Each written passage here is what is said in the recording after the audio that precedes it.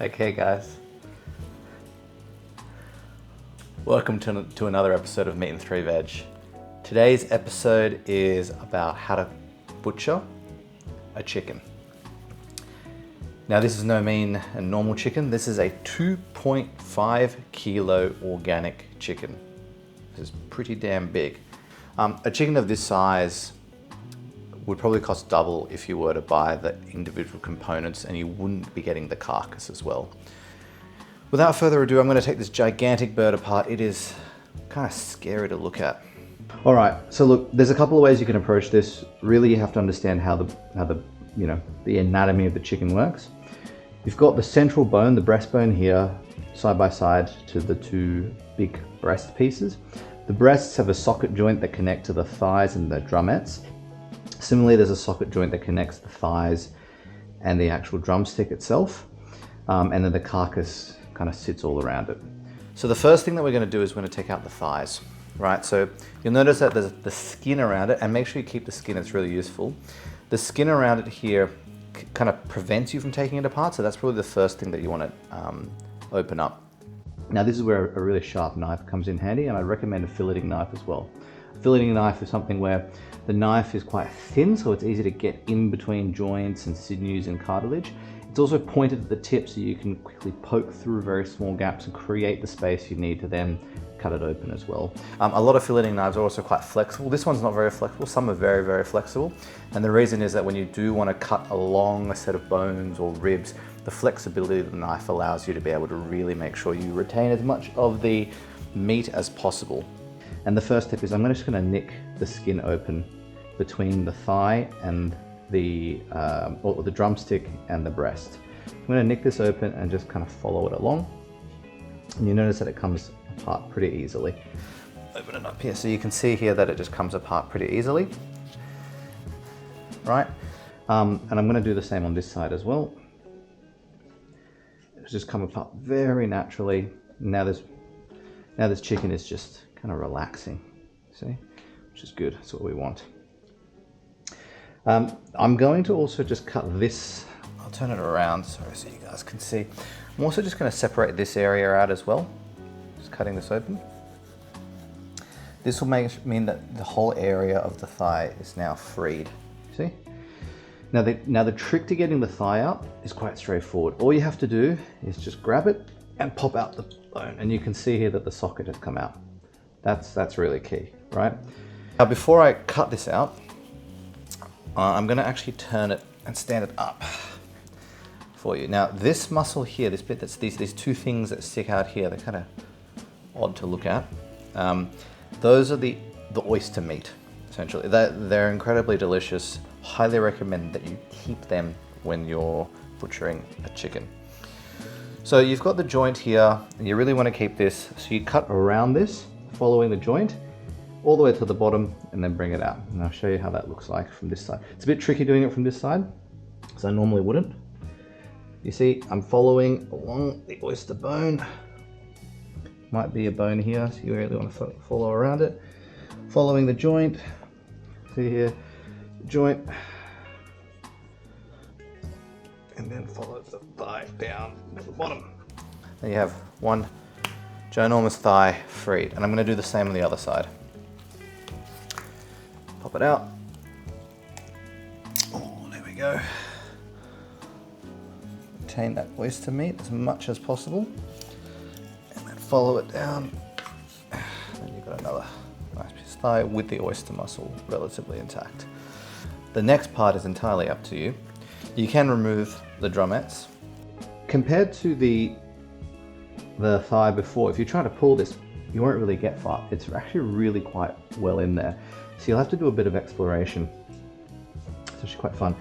It's like a surgery, you have to kind of get this out. So don't be afraid to remove a little bit more than you need here. Believe me, it's gonna make your life a lot easier. This joint is actually quite far in and difficult to reach at times, but you'll find it quite easily after you actually put your knife in there and give it a bit of a bojangle. Same on this side. It's not on the surface, it's actually quite deep. Give it a bit of a cut, and then you'll find it naturally it is. I missed it initially. There we go. You'll notice I've also got plastic or saran wrap around the whole table. Chicken is one of those birds where, or one of those meats where you can really, get yourself sick if you don't watch where the fluids and everything are going. So I highly recommend saran wrapping your table, removing the saran wrap when you're done, and then spraying it down with some kind of surface disinfectant.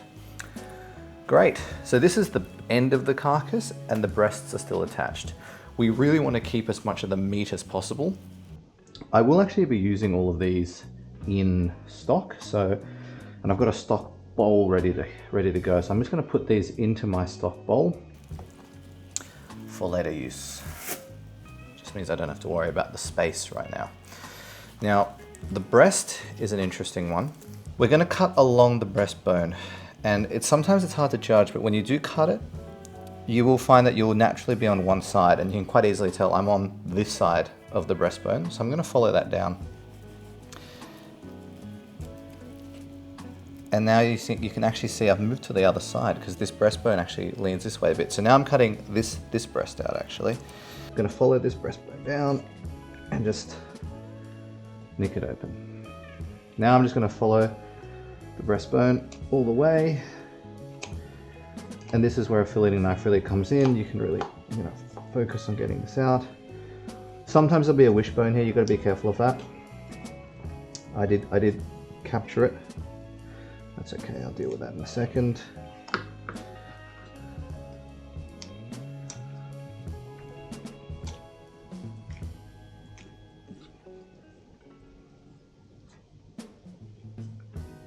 Once again, this is where a filleting knife really comes in handy. You can see here I found the wishbone. I'm just going to cut down it. I poked a hole through that and cut down it. Now the wishbone's gone and it's still attached to the main breast. And that's one gigantic chicken breast ready to go. Now I just do the same on this side as well. Cut down the breastbone to the end. We're releasing one end of it. And then I'm just going to cut along the bone.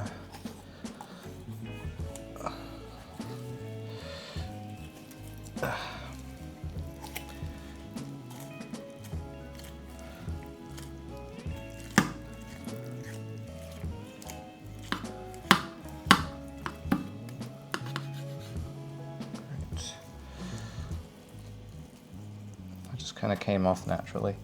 Check it that there's no bone in there. No, the wishbone is still attached. As you can see here, I can feel it there. So we're good. That is breast number 2. The skin is pretty much still intact. We're gonna use that. We're gonna keep that on the breast because when we roast and we pan fry this chicken, it's gonna be absolutely delicious when that crisps up. Now you can go a bit further here. You can remove the tender if you want, which is here. I'm not going to, I'm just going to keep it on for now. This is the carcass. So I find this very useful for making stocks. This is a massive carcass. So this is going to be really good. There's going to be a lot of flavor that's going to come out of this. It's going to make a really great chicken stock. So highly recommend you keep these. What I would do is I would freeze these. And then just once I have 3 or 4 of them, turn them into a stock, which is really handy. I'm going to actually snap this in half. Okay, cool. So that these can fit in my freezer bag a bit easier, because this is one ginormous bird, so space is actually a problem. Freezer bag. There we go. All right. Now, don't forget that there are still some bones in here that I need to put in as well. And this is the bit where I show you how to debone a chicken thigh. So you've got the drumette and the thigh with 2 main bones that kind of connect in the middle here. So the goal is to get all of this out and then leave a open splayed thigh and drumette ready to cook with. So we're just gonna separate it out. We're gonna make an initial incision and then we're gonna just find where the bone lives. Once you've separated most of it out, you can simply just stab your knife through, and this way you can easily just cut open and reveal the bone. Now from here you want to just scrape down, scrape, scrape, scrape. I still cannot get over how big this bloody chicken is. All right, So now that's cleaned up all the way through. And then I'm going to do the same on this bone. And this one's the trickier part. The meat here is a little bit tighter. It's a bit more connective tissue. So just be aware of that. You can see that there's a bit more sinews and stuff. All right, that's okay. You can eat them. And then I'm going to make the similar style of incision on the other side. Okay. Now please keep in mind that on the lower end of the drumette bone, there is a smaller bone that kind of is attached to the main bone. You want to keep that on the bone. But if you do accidentally cut it off, which I sometimes do, it's not the end of the world. You just have to kind of dig it out. All right, and then we just give it a scrape, scrape, scrape. You can see here that the bone is still in there. All right.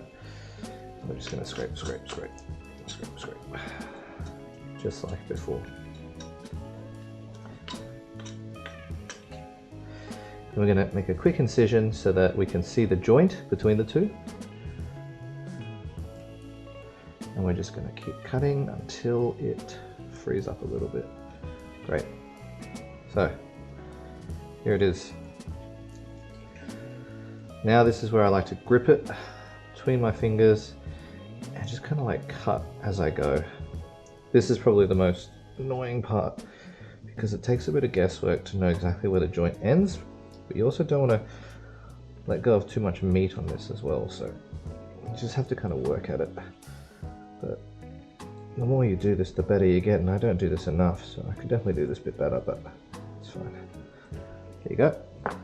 That's the joint with most of the joint cartilage still in there, great for roasting. And this is the completely deboned thigh and drumette. Right, we didn't break the skin, still perfectly intact. And then you can just simply roll this up and use this in a variety of different dishes to cook with. Oh, that doesn't look very appealing, does it? Let me just talk to you about a bit. Okay, just leave that one there. And pop this with the other bones. I'm going to do this one as well.